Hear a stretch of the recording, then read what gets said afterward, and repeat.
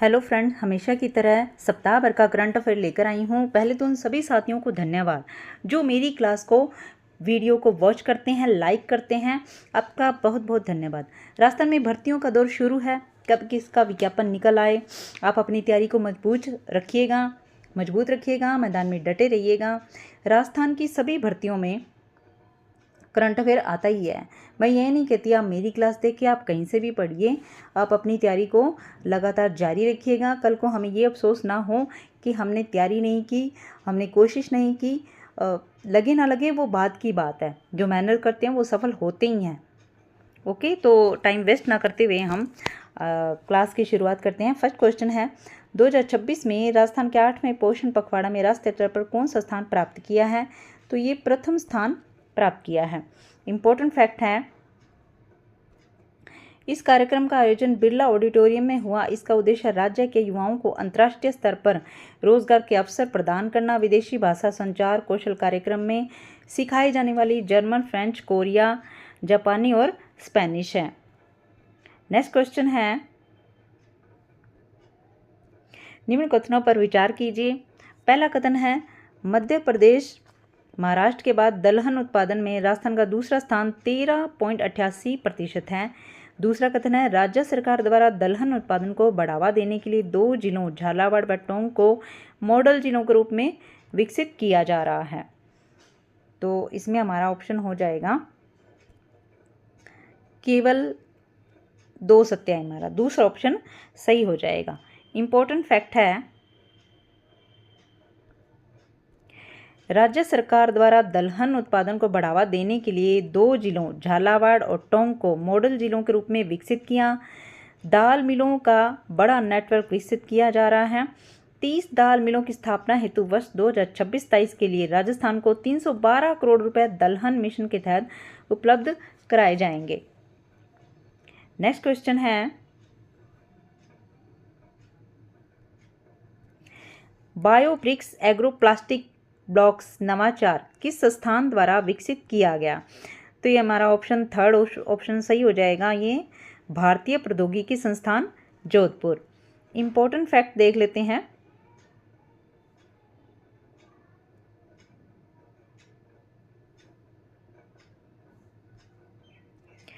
यह तकनीक चक्रीय और जलवायु लचीली बुनियादी ढांचे को बढ़ावा देती है। कृषि अवशेष प्लस प्लास्टिक कचरे से उच्च प्रदर्शन निर्माण सामग्री विकसित करती है। नेक्स्ट क्वेश्चन है, अप्रैल 2026 में राजस्थान रॉयल्स को किसने खरीदा? तो इसमें हमारा ऑप्शन थर्ड आ जाएगा, लक्ष्मी मित्तल, आदित्य मित्तल और आधार पूनावाला ने खरीदा है। जिसमें मित्तल फैमिली का इसमें है 75% और आधार पूनावाला का है 18% और मनोज बादले का इसमें 7% हिस्सा अभी भी है। ये इन्होंने कुल इसकी जो कीमत है 15,640 करोड़ से भी अधिक में खरीदा है।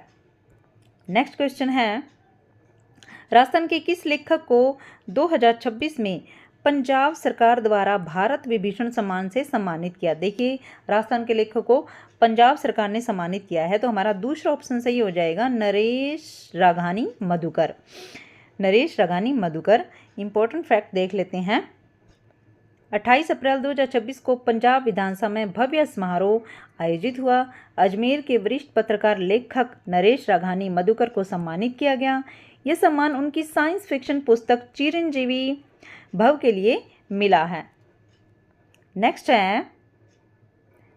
क्वेश्चन है हमारा, राजस्थान में 2 दिवसीय छठे शास्त्रीय नृत्य एवं संगीत महोत्सव का आयोजन कहाँ किया गया?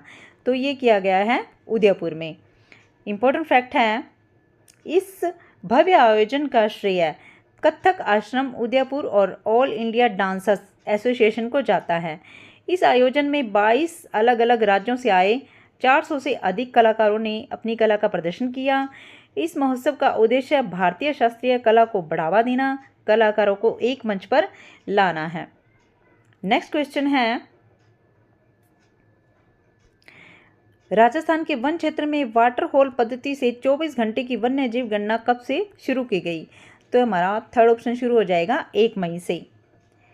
इम्पोर्टेंट फैक्ट है, इस गणना का मुख्य उद्देश्य वन्य जीवों की वर्तमान संख्या का सही आकलन करना है, जिससे उनके संरक्षण और प्रबंधन के लिए बेहतर वैज्ञानिक योजना बनाई जा सके।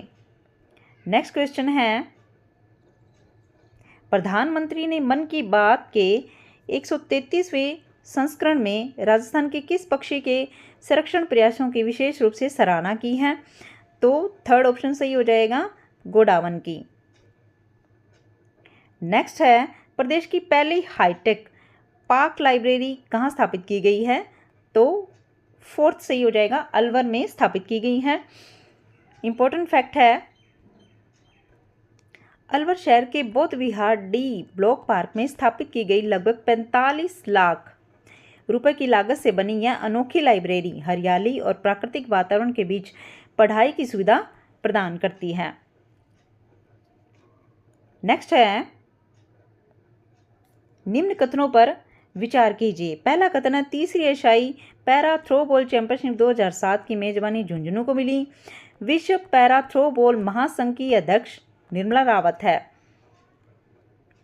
ऑप्शन देखिएगा, इसमें हमारा ऑप्शन सही हो जाएगा, दोनों ही ये सत्य हैं। ऑप्शन दूसरा। इंपॉर्टेंट फैक्ट है,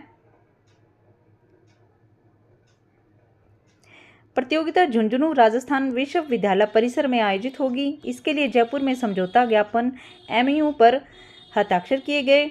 अध्यक्ष निर्मला रावत फरवरी 2026 में राष्ट्रीय पैरा थ्रोबॉल चैंपियनशिप की सफल आयोजन राजस्थान में किया जाएगा। 15 से अधिक देशों में भाग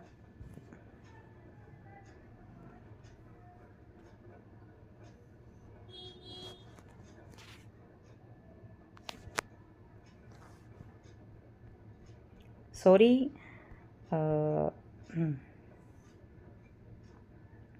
फिर से पढ़ लेते हैं हम। इम्पोर्टेंट फैक्ट, प्रतियोगी झुंझुनू राजस्थान स्थित विश्वविद्यालय परिसर में आयोजित होगी। इसके लिए जयपुर में समझौता ज्ञापन MOU पर हस्ताक्षर किए गए।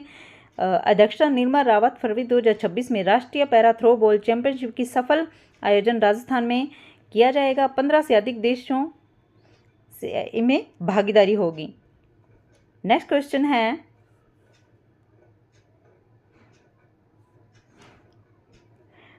सरस लाडो योजना के तहत पंजीकृत महिला दुग्ध उत्पादनों को प्रसव के पश्चात कितने लीटर सरस घी निःशुल्क प्रदान किया जाता है? तो 5 लीटर प्रदान किया जाता है। इंपॉर्टेंट फैक्ट है,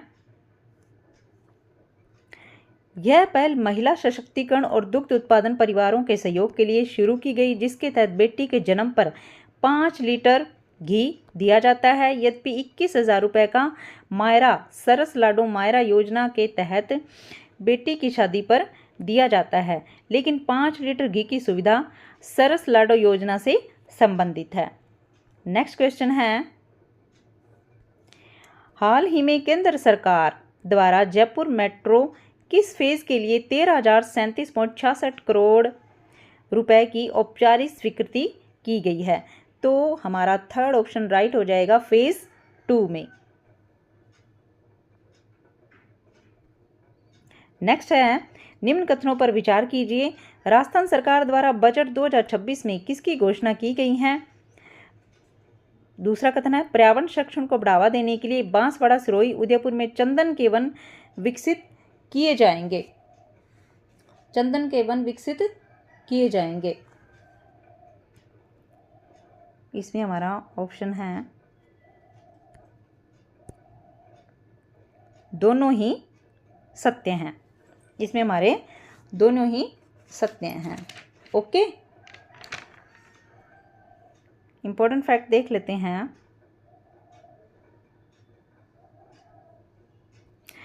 राजस्थान सरकार द्वारा बजट 2026-27 में इसकी घोषणा की गई है। इन क्षेत्रों में चंदन के पौधों का चयन उच्च गुणवत्ता का हो और उनकी सुरक्षा व उचित रखरखाव सुनिश्चित किया जाए। मुख्यमंत्री ने कहा, पौधारोपण अभियान की सभी तैयारियां समय पर पूरी की जाएं, ताकि निर्धारित समय पर प्रभावी ढंग से अभियान संचालित किया जा सके।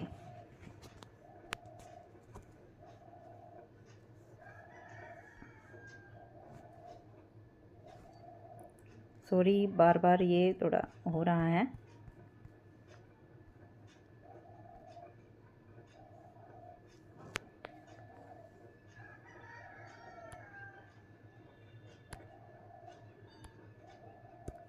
राजस्थान सरकार द्वारा बजट 2026 में इसकी घोषणा की गई थी। इन क्षेत्रों में चंदन के पौधों का चयन उच्च गुणवत्ता का हो, उनकी सुरक्षा व उचित रखरखाव सुनिश्चित किया जाए। मुख्यमंत्री ने कहा पौधारोपण अभियान की सभी तैयारियां समय पर पूरी की जाएं ताकि निर्धारित समय पर प्रभावी ढंग से अभियान संचालित किया जा सके। नेक्स्ट क्वेश्चन है,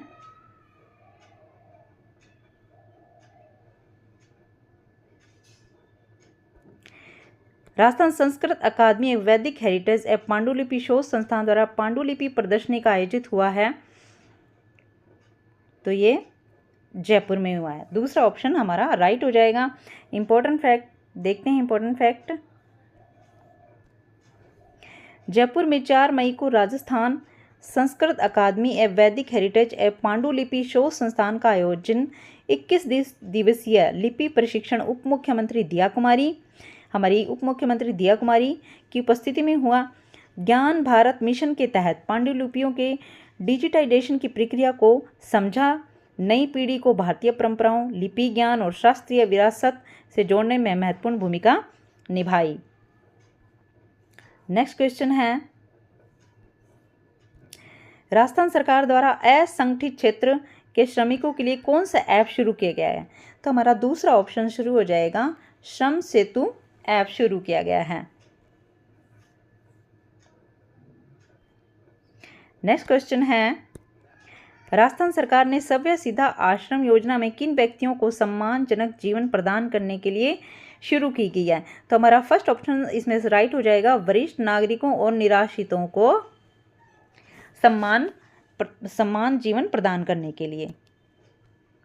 नेक्स्ट क्वेश्चन है, निम्न कथनों पर विचार कीजिए। पहला कथन है 2025-26 सत्र की 25,000 से अधिक छात्राएं लाभान्वित होगी। दूसरा कथन है, कालीबाई भील मेधावी छात्रा स्कूटी योजना, देवनारायण छात्रा स्कूटी योजना के तहत राजस्थान सरकार 70,000 रुपये देगी। तो इसमें हमारा ऑप्शन है कथन 1 और 2 दोनों सत्य हैं। फर्स्ट वाला ऑप्शन हमारा राइट हो जाएगा। ओके। नेक्स्ट क्वेश्चन है, महिला एवं बाल विकास मंत्रालय ने आंगनबाड़ी केंद्रों में खिलौना, शिक्षण सामग्री और अन्य बुनियादी सुविधाओं के लिए कौन सा पोर्टल लॉन्च किया है? तो ये हमारा हो जाएगा थर्ड वाला ऑप्शन, पंखुड़ी पोर्टल लॉन्च किया है। नेक्स्ट और हमारा लास्ट क्वेश्चन है ये, सभ्य सीधा आश्रम योजना के तहत प्रवेश के लिए वरिष्ठ नागरिक श्रेणी में महिलाओं के लिए न्यूनतम आयु सीमा क्या निर्धारित है? तो न्यूनतम आधारित सीमा 55 आधारित है। हमारा 2 नंबर ऑप्शन सही हो जाएगा। आज की क्लास के लिए इतना ही। सॉरी, बीच में जो भी तकलीफ परेशानी हो इसके लिए माफ़ी चाहती हूँ। Okay, thanks for watching.